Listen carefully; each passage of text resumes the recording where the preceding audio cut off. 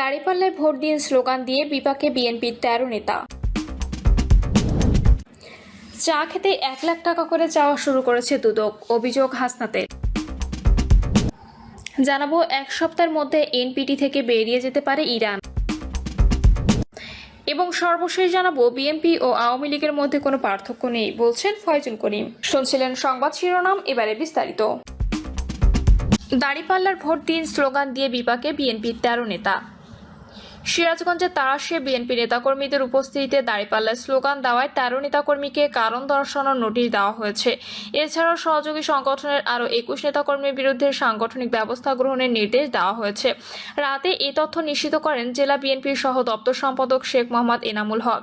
এর আগে ২১শে জুন শেখ এনামুল হক স্বাক্ষরিত পৃথক চিঠিতে এসব নির্দেশ দেওয়া হয়েছে।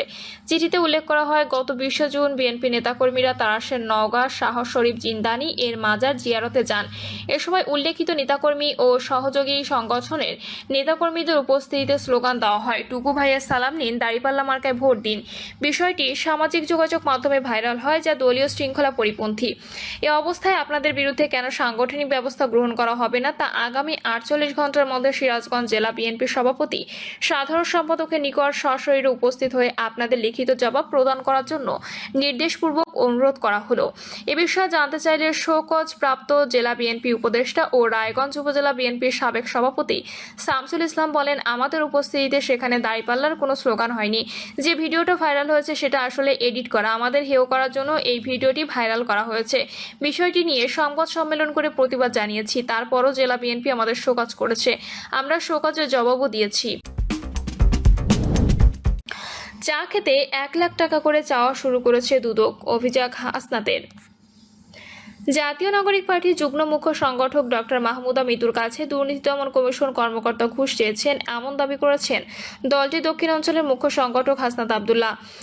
মঙ্গলবার রাতে নিজের ভেরিফাইড ফেসবুক আইডিতে দেওয়া এক পোস্টে এই দাবি করেন হাসনাত। ওই পোস্টের সঙ্গে তিনি ৩টি ভিডিও ক্লিপ যুক্ত করেছেন। তিনি বলেন, আমরা দুদকের দুর্নীতির বিচার চাই। আমলাদের ১ লাখ টাকার চা খাওয়ানোর জন্য কি জুলাইতে বাংলাদেশের মানুষ জীবন দিয়েছিল?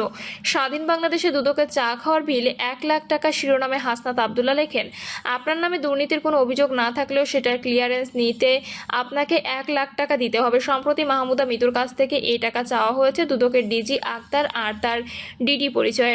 মাহমুদা মিতুকে বলা হয়, আপনি একজন ডাক্তার, আপনার তো টাকা পয়সার অভাব থাকার কথা না, আপনি ১ লাখ টাকা দিয়ে ক্লিয়ারেন্স নিয়ে যান।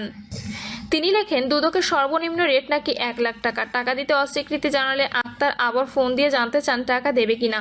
টাকা না দিলে নাকি খবর করে ছেড়ে দেওয়া হবে। ডেড ক্রিসেন্টে মাহমুদা মিতু যোগ দিয়েছেন ৫ই আগস্টের পর। দুদক এখন তদন্ত করছে আওয়ামী লীগের সময় দুর্নীতি নিয়ে, অথচ হাস্যকরভাবে আওয়ামী আমলের কর্মকর্তাদের নাম না নিয়ে তখনকার দায় চাপানোর চেষ্টা করা হচ্ছে এখনকার লোকজনের উপর। এখানে বড় অঙ্কের টাকা লেনদেনের সমূহ সম্ভাবনা আছে। কিছু না করাদের কাছে থেকেই যদি ১ লাখ করে নেয় আওয়ামী লীগ আমলের কর্মকর্তাদের থেকে, তাহলে কত করে নিয়েছে। এনসিপির এই নেতা লিখেছেন, দুদকের এসব কাজ কারবার এই প্রথম না। শেখ হাসিনার আমলে খালেদা জিয়া সহ বিরোধী দলের বহু নেতাকে এরা হয়রানি করেছে, অথচ আওয়ামী লীগের হাজার কোটি টাকার দুর্নীতি নিয়ে এরা কিছুই বলেনি। আমরা আশা করেছিলাম ৫ই আগস্টের পর এদের মধ্যে পরিবর্তন আসবে, কিন্তু আসেনি। বরং এরা এখন চা খাওয়ার জন্য ১ লাখ করে টাকা চাওয়া শুরু করেছে। মাহমুদা মিতু সাহস করে ভিডিও করে রেখেছেন, অন্যায় ঘুষ দেন নাই, কিন্তু কত সাধারণ মানুষ এদের এই চায়ের বিল দিতে বাধ্য হয়েছে জানা নেই।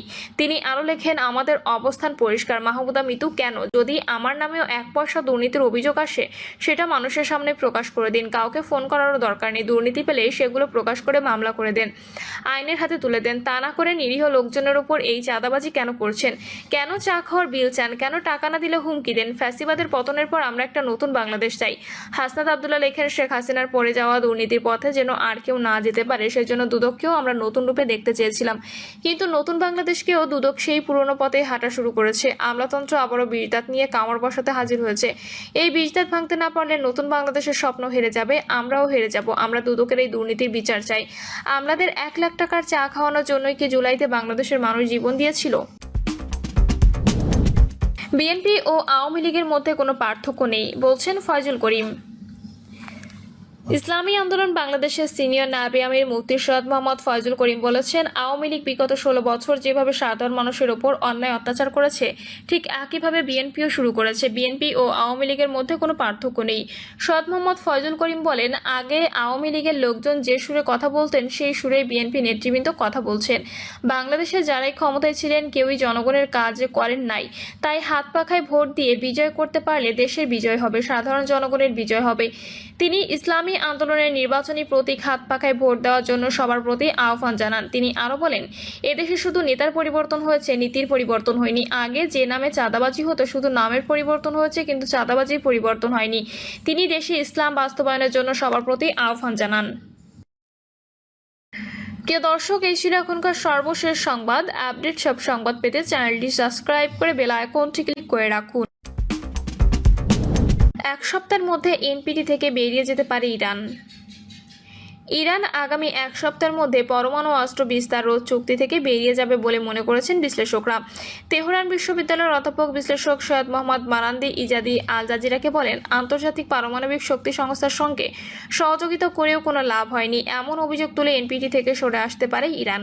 আগামী এক সপ্তাহের মধ্যে চুক্তিটির 10 নম্বর অনুচ্ছেদ ব্যবহার করে বেরিয়ে আসতে পারে তারা।